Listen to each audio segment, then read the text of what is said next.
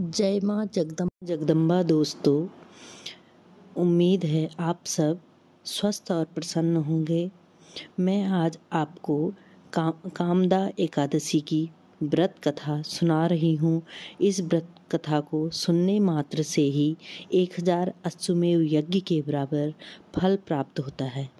आइए आप कामदा एकादशी व्रत की कथा का श्रवण कीजिए। धर्मराज युधिष्ठिर कहने लगे कि हे भगवान, मैं आपको कोटि कोटि नमस्कार करता हूँ। अब आप कृपा करके चैत्र शुक्ल एकादशी का महात्म्य कहिए। श्री कृष्ण कहने लगे कि हे धर्मराज, यही प्रश्न एक समय राजा दिलीप के गुरु वशिष्ठ से किया था और जो समाधान उन्होंने किया वो सब मैं तुम्हें कहता हूँ। प्राचीन काल में भोगीपुर नामक एक नगर था। वहाँ पर अनेक ऐश्वर्यों से युक्त पुंडरीक नाम का एक राजा राज्य करता था। भोगीपुर नगर में अनेक अप्सरा, किन्नर तथा गंधर्व वास करते थे। उनमें से एक जगह ललिता और ललित नाम के 2 स्त्री पुरुष अत्यंत वैभवशाली घर में निवास करते थे। उन दोनों में अत्यंत स्नेह था, यहाँ तक कि अलग अलग हो जाने पर दोनों व्याकुल हो जाते थे। एक समय पुंडरीक की सभा में अन्य गंधर्वों सहित ललित भी गान कर रहा था। गाते गाते उसको अपनी प्रिय ललिता का ध्यान आ गया और उसका स्वर भंग होने के कारण गाने का स्वरूप बिगड़ गया। ललित के मन के भाव को जानकर कारकोट नामक नाग ने पद भंग होने का कारण राजा से कह दिया।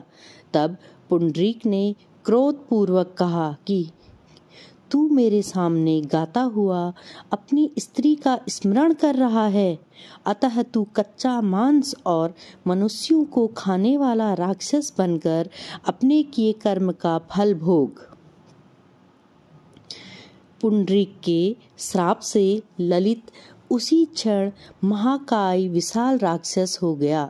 उसका मुख अत्यंत भयंकर, नेत्र सूर्य चंद्रमा की तरह प्रदीप्त तथा मुख से अग्नि निकलने लगी। उसकी नाक पर्वत की कंदरा के समान विशाल हो गई और गर्दन पर्वत के समान लगने लगी। सिर के बाल पर्वतों पर खड़े वृक्षों के समान लगने लगे तथा भुजाएं अत्यंत लंबी हो गई। कुल मिलाकर उसका शरीर 8 योजन के विस्तार में हो गया। इस प्रकार राक्षस होकर वह अनेक प्रकार के दुख भोगने लगा। जब उसकी प्रियतमा ललिता को यह वृत्तांत मालूम हुआ तो उसने अत्यंत खेद प्रकट किया। उसे खेद हुआ और वह अपने पति के उद्धार का यत्न सोचने लगी। वह राक्षस अनेक प्रकार के घोर दुख सहता हुआ घने वनों में रहने लगा।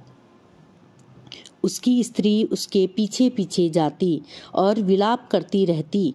एक बार ललिता अपने पति के पीछे घूमती घूमती विंध्याचल पर्वत पर पहुंच गई, जहां पर श्रृंगी ऋषि का आश्रम था। ललिता शीघ्र ही श्रृंगी ऋषि के आश्रम में गई और वहां जाकर विनीत भाव से प्रार्थना करने लगी। उसे देखकर श्रृंगी ऋषि बोले कि हे सुभगे, तुम कौन हो और यहाँ किस लिए आई हो? ललिता बोली कि हे मुने, मेरा नाम ललिता है। मेरा पति राजा पुंडरीक के श्राप से विशालकाय राक्षस हो गया है। इसका मुझको महान दुख है। उसके उद्धार का कोई उपाय बतलाइए। श्रृंगी ऋषि बोले, हे गंधर्व कन्या, अब चैत्र शुक्ल एकादशी आने वाली है, जिसका नाम कामदा एकादशी है। इसका व्रत करने से मनुष्य के सब कार्य सिद्ध होते हैं।